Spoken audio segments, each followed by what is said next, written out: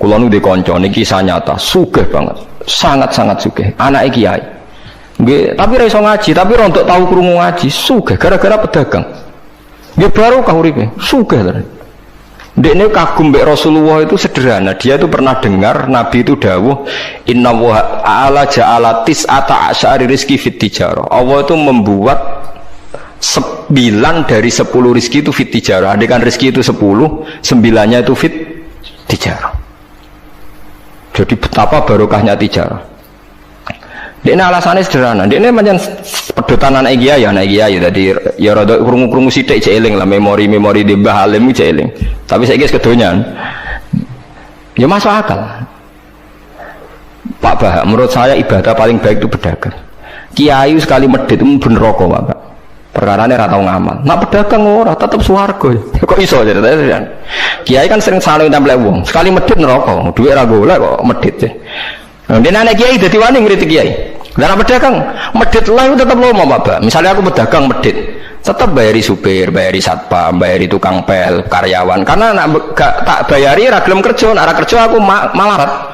Jadi pedagang medhit lah kan tetep bayar UMR kan? Jadi pedagang ora iso medhit, Bapak. Gelem ra gelem bayar. Mulane barokah untuk rezeki songo iku jare. Yo medhit itu praktek nontonan dene, tapi dene ada keyakinan medhit itu tetap barokah. Dan saya setuju, Bang, dengan pendapat dia. Lan kanca-kanca sing meragi mriki nek kepengin medhit barokah iku dagang. Wis kowe bayang medhit lah, asal tetap bayar gaji lho, nggih nang medhite kebablas. Lho nggih to pedagang iku sak medhit-medhit asal bayar gaji kan barokah to nggih. Artinya simbiosis rezekinya akan kemana-mana kan? Saling ke bis, ayo bayari supir, nggih, kernet, tukang cuci, engko mobilnya waya ngetap oli, waya nyervis bengkel, itu berapa sistem rezeki? Pemenang nak pabrik karyawannya 2000, wiku yo ono sing mondok, ono sing wong soleh, jadi karyawan macam-macam. Yo nak bener ya, jadi dia ngidolakno Nabi, mergo Nabi ku pedagang. Ora ono Pak, ini sejarah Nabi ku kiai, sekono tau wis Nabi kok dadi kiai cangkemmu. Wah terus dindi. Dene alasane ora ono sejarah Nabi ku kiai, anane Nabi ku tajir pedagang. Cangkemmu wis dadi Nabi kok dadi kiai barang. Oh, nek omong aja keluar lho, pokoke pedagang ngono ae rasa. Terus dadi Nabi jek napa? Dadi ya. Artinya ya mau kullu hisbim bimaladehim karih. Bahkan kiai-kiai yang sekarang koalisi sama pejabat itu yang soleh, ini kalau bakal sing soleh, anak soleh kalau buatan tertarik, orang soleh kok itu alasannya juga ibadah, karena kalau pejabat itu didekati, setidaknya akidah dia itu masih ahli sunnah. Pejabat itu rata-rata tidak pernah ngaji, dia taunya Islam NU atau Muhammadiyah ahli sunnah, itu ya taunya dari kiai-kiai NU atau Muhammadiyah.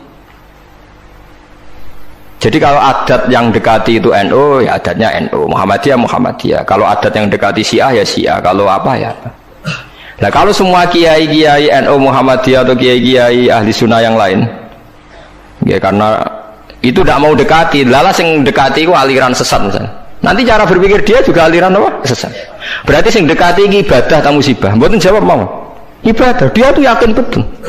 Bahkan saya pernah ketemu kiai yang begitu, dekat pejabat, dia yakin. Jadi aku tetap wali, banyak juga yang memang dia wali betul, orang-orang hebat betul, cuma manfaatan. Dia menyontohkan zaman Mbah Hasyim Asy'ari ya dekat sama Bung Tomo, ya banyak dekat.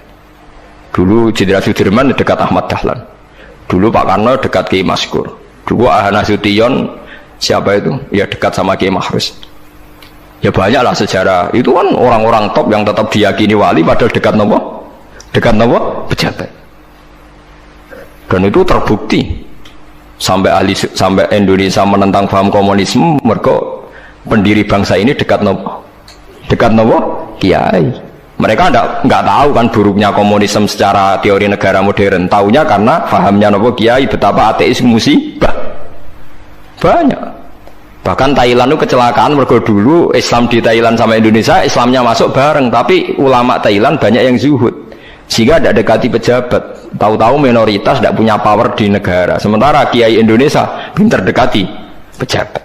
Kalau bakas sing soleh lho, sama kalau satu hono kiai ini proposal buat ini bakas sing soleh, ini bakas sing nopo soleh.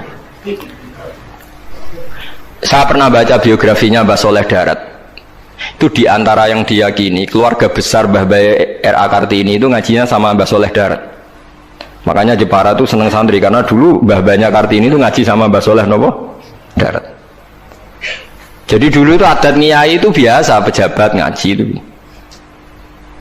Lah kalau melihat begitu kan kiai yang dekati pejabat itu yakin tenan aku tak korup. Lah gunane apa Gus Soleh di dhuwur gunung mulang santri tok iku nguyai segoro wis ahli sunnah di ahli sunnah. Kiai yo aku iku ngiyai ini wong rong ahli sunnah. Yo yakin tenan nek iku tak korup dan saya kenal orangnya. Ya, artinya nggak apa-apa kalau dia begitu nggak apa-apa. Ya bolak-balik kullu hisbim bima ladaihim farihun. Dia nyontohkan itu di Syiah di Iran. Iran dulu ahli sunnah itu banyak. Tapi ketika penguasa itu lebih dekat tokoh-tokoh Syiah, lama-lama jadi negara Syiah karena wilayatul faqih itu dipegang nopo Syiah. Dulu Arab Saudi tidak semuanya Wahabi. Gara-gara pendiri Abdul Aziz itu setelah dari revolusi menang Abdul Aziz, Ali Saud istilahnya. Ali Saud itu dekat dengan Abdul Wahab. Lama-lama jadi faham nopo Wahabi karena Abdul Wahab sama Ali Saud itu dekat. Makanya sekarang diarani Saudi Arabia. Sebenarnya jeneng Saudi itu ilegal, itu nama pribadi. Tapi karena dia penguasa Arab, lama-lama jenengnya Arab nopo Saudi itu Ali Saud. Yang sekarang punya anak Fahad Abdullah itu dulu bin Abdul nopo Aziz. Sekarang turunannya habis tinggal yang sekarang ini, kalau nggak salah ya, yang sekarang jadi raja itu mungkin adik terakhir. Setelah itu generasi ketiga berarti ketiga.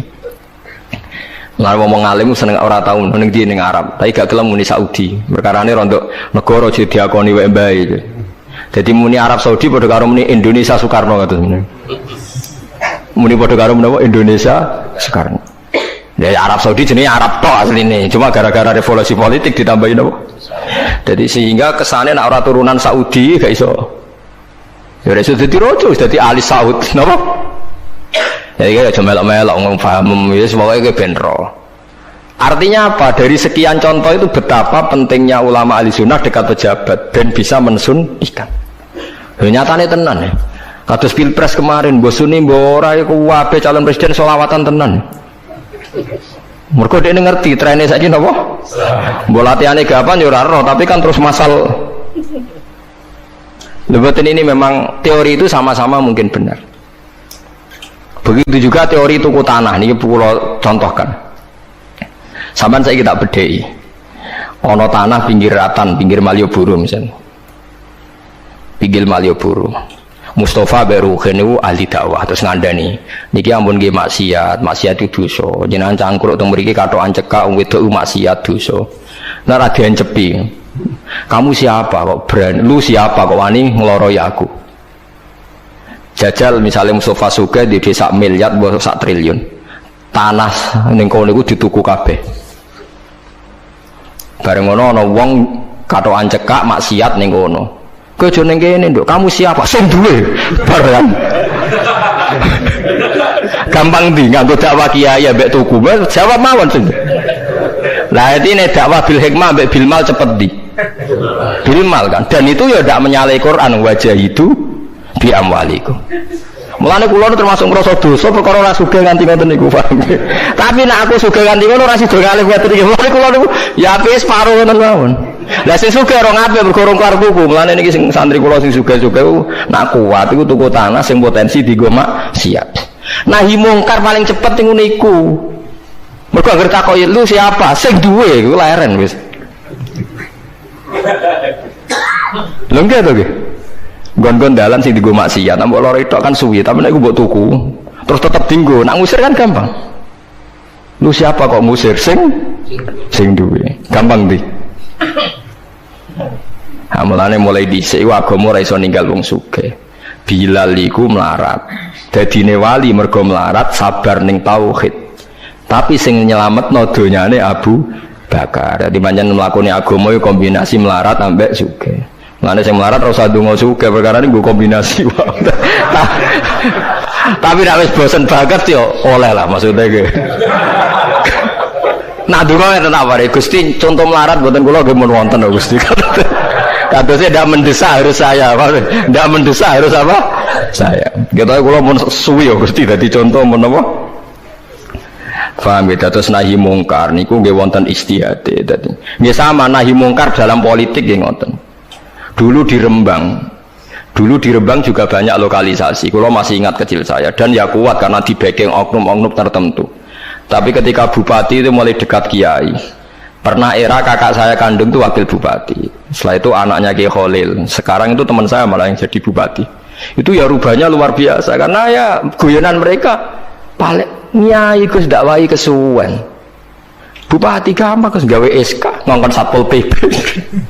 Artinya jangan kira orang-orang baik yang lewat pejabat itu tidak kalah kontribusinya, ya banyak juga.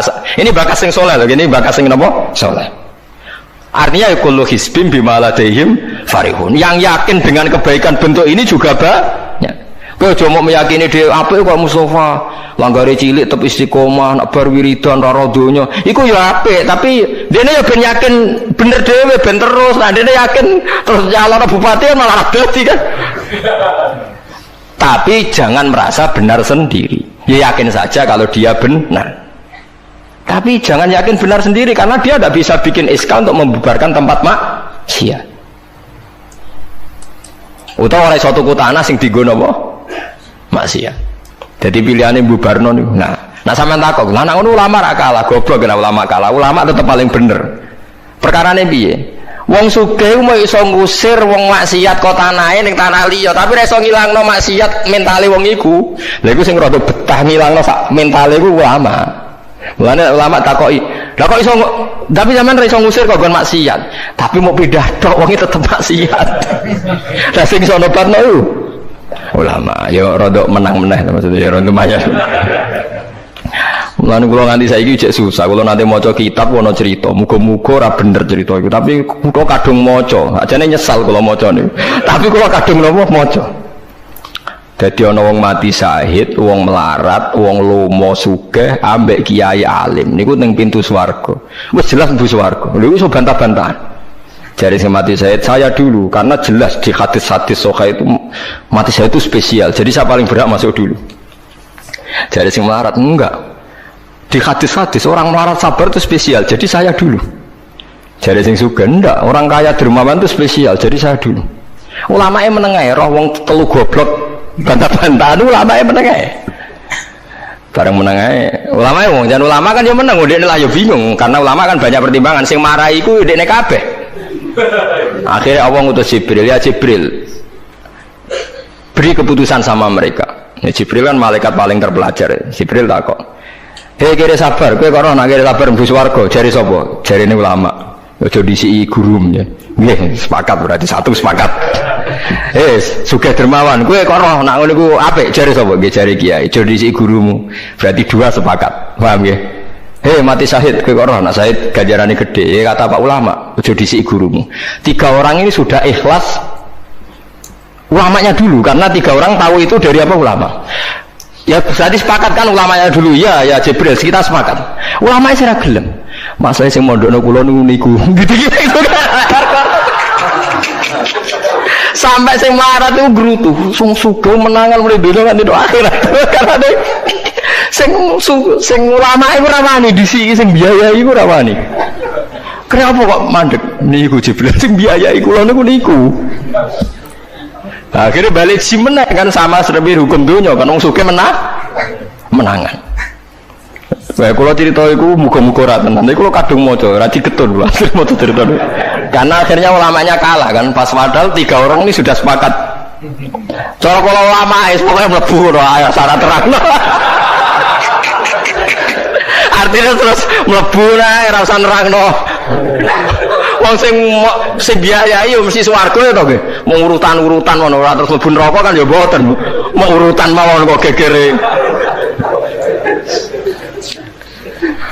Tapi lewat ngaji ini Anda menjadi tahu. Jadi yang biasa toreko, biasa wiridan, jangan menafikan orang-orang soleh yang mungkin meyakini ada efektivitas pakai kekuatan politik dan harta.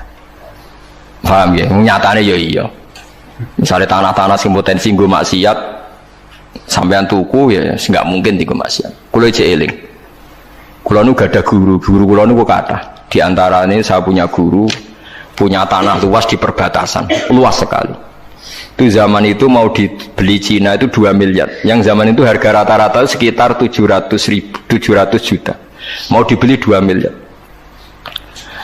Itu beliau tidak boleh bilang sama saya, Nak nganti dituku Cina perbatasan nak dienggo lonte dosaku rak nganti mati. Wis melarat-larat bakal takdol. Jadi banyak juga orang yang meyakini adol tanah ning wong sing potensi dienggo maksiat itu dosa gede. Nah suatu saat ini kejadian lagi dan beda lagi. Ini ya guru saya tapi beda lagi. Ada orang punya tanah yang potensinya itu hanya 100 juta karena yang beli Cina dijual 200 juta. Satu keluarga haji semua. Dipakai haji. Itu semua keluarga kiai ini tidak ada yang datang. Kowe iku atuk ora kaji, timbang kaji tanam mbok dol Cina sing potensi dienggo maksiat. Tangisan deh. Dibatal ora bisa. Artinya banyak juga orang yang punya strategi sampai begitu, nganggep begitu itu jihad, menguasai tanah itu apa? Jihad. Karena dengan kita kuasai untuk sujud ya kita, yang taat ya kita, mengendalikan untuk apa juga kita. Oke, dengan kita punya kan mengendalikannya ya kita, untuk apa ya kita. Dengan tidak punya ya tidak kita kan. Nah, nek cerita kan terus wong melarat kados kula rugen kan musibah tenan. Wong kula yo ora tau duwe akeh. Tapi masalahnya kula rapati nyesal. Misale kula niku kan terus lewat jalur ulama. Sing nyesal kan rugen. Jalur apa terus? Wiridan kan, wiridan ra kuat suwe kodho kula. Kula dijajahi toriko ora tau tak lakoni Gus. Kula nak wiridan mboten apa betah. Terus jalur apa? Kere sabar mau kan. Lah iku kudu ikhlas kalah meneh ning swarga, paham ya? Mergo kok kiyaine ya dhisena sapa? Wong sugih. Tapi cerita iku ya aku ya ora percaya, tapi masuk akal. Kula niku ya wah. Sampeyan percaya gak? Ibu ora roh mawon niku terus kula ibu ora roh. Jadi niki ngaji penting nggih ben mboten falatusaku anfusakum. Wong ora usah sok suci. Kebenaran toreko itu ya benar, orang fikih ya benar, orang wiridan yang benar. Tapi sebetulnya mungkin pejabat yang kita kira dekat dengan syubhat itu juga banyak amalnya kan, karena mereka bisa bikin SK berapa ratus tahun doli gara-gara SK-nya wali kota iso dibubar. Sama tak ceritani, anaknya Yusuf Qaradawi yang terkenal ngarang fiqh zakat itu akrab sama Sutioso. Saya dulu itu ikut proses menerjemah fiqh zakat. Memang saya ada orang politik juga nggak orang kaya, tapi saya ikut proses. Hanya saya di antara tim yang ikut menerjemah.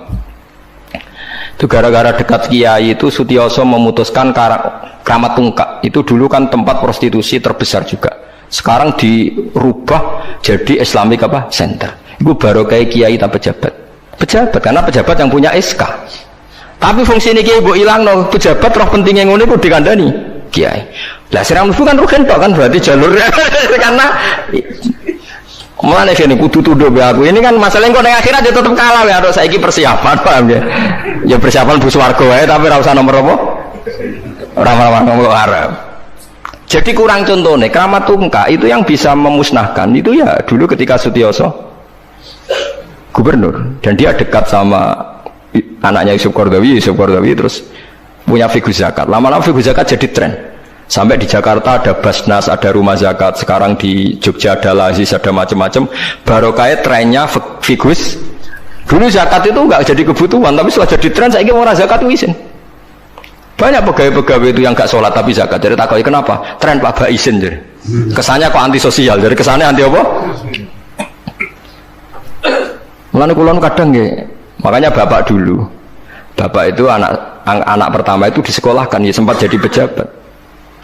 Yaitu sirinya kenapa Mbah Hasyim Asari Salim itu Gus Wahid kan belajar bahasa Belanda mbak Inggris. Awal-awal zaman Gus Wahid jadi menteri agama. Andai kan Gus Wahid tidak menteri agama, mungkin cara berislam Indonesia tidak sunni. Karena Gus Wahid pertama jadi menteri terus jadi ahli sunnah. Lama-lama sekarang jadi tren menteri agama Indonesia harus ahli sunnah. Nah gak ya ora pantes mun disi-disi ya wis apa? Ahli sunnah. Ulah tapi kadang santri fanatik, tapi Gus Wahid seralim koyo abai. Lah kita orang fanatik repot kan nggak ngakui kebenaran dengan bentuk lain. Khawarit itu jadi apa? Khawarit. Jadi saniki ngaji kita kudu sadar kullu hisbim bima ladaihim farihun. Dan iku dicap elek nak wong ngrasa bener dhewe. Sing apik fala tuzakku anfusakum huwa a'lamu bimanit taqwa. Kalau aku cek eling diceritani ada kiai alim, ini kisah nyata, alim banget. Kalau mawon ngakoni nak dene wong alim, dia alim banget. Tapi wong alim lah, aku nak rapati di duit, aku duit sandal anyar, aku eling, aku salah ya, wong alim rapati duit. Dekne salat ning masjid pinggiratan, masjid umum. Gurine iku ana wong rambute gondrong tatonan. Amen nututi dekne curiga sadale didelekno. Bareng ngono jebule wong tatonan nututi kabeh makmum. Lha ape njuk sepuro isin. Ora njuk sepuro tau sunat. Lah repot to ngadepi ngoten. Cara alamat lahir iku preman. Jebule nututine niat ape? Makmum. Kuwet tuh lepol dene ndelekno sandal. Piye carane istighfar? Ayo repot to ngadepi. Lho lah iya jangan kira sampean tak ceritani. Islam sing ijek preman ning dalan-dalan. Saiki wong Kristen gawe gereja iku wedi kiai apa wedi wong Islam preman? Wis jawab jujur. Wedi Islam preman, kok nak kiai ra ngarah piye-piye, cara mangkel lo iku prosedur. Tapi ngadepi Islam preman. Dobong. Nah ya mesti kadang itu ada fungsi yang kita pun tidak bisa menggantikan fungsi mereka. Meskipun kita tidak pernah membolehkan anarkisme, tapi selalu ada kebaikan yang kita orang baik pun kadang tidak bisa.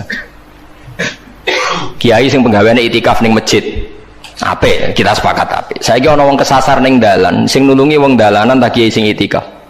Lah saiki ana kecelakaan ning dalan, tabrakan sing nulungi wong itikaf ta wong sing cangkruk ning dalan. Berarti ada kebenaran yang kita pun orang baik kadang nggak bisa melakukan. Dan tapi orang sabuk walik model wong LSM, berarti ampuh yang di jalanan fungsinya lebih banyak timbang yang di masjid. Wah, yuk kasus terus buat simbol model LSM yo. Ya tapi nak buat simbol yang terbaik tetap yang di masjid. Yo keliru juga kan, kowe mungkiri fakta kan? Yang bener ya ulama tetap fala tuzaku anfusakum. Ora usah sok nopo suci biasa es. Semua yang lakoni apik kados kula mulang-mulang ben ngenteni mati wis sesuk mati dhewe. Ora wae mati apa? Mati dhewe. Mun kula terusno gitu terus eling-eling menapa. Kula hisbim bimaladehim napa farihun. Bal qulubuhum balik utawi atine kufar ayil kufaru tegese utawi atine wong kafir fi humratin ing dalam kebodohan jalat tegese kebodohan. Min hadza saking ikilah Quran. Wong kafir ku blas gak gelem pahami Quran. Walahum lan tetep kedue kafir amal te ana kelakuan min duni dalika kang ora kelakuan sing kaya dilakoni wong mukmin. Dadi wong kafir wis ora paham Quran duwe kelakuan sing elek sing ora padha mek sing dilakoni wong mukmin. Ilmu kuri kang disebut mukminin akeh pira-pira mukmin. Hum kang te kufar lah maring amal wa amiluna iku nglakoni kabeh. Fa yu'adzabuna mongko den siksa sapa kufar alih ing atase amal wa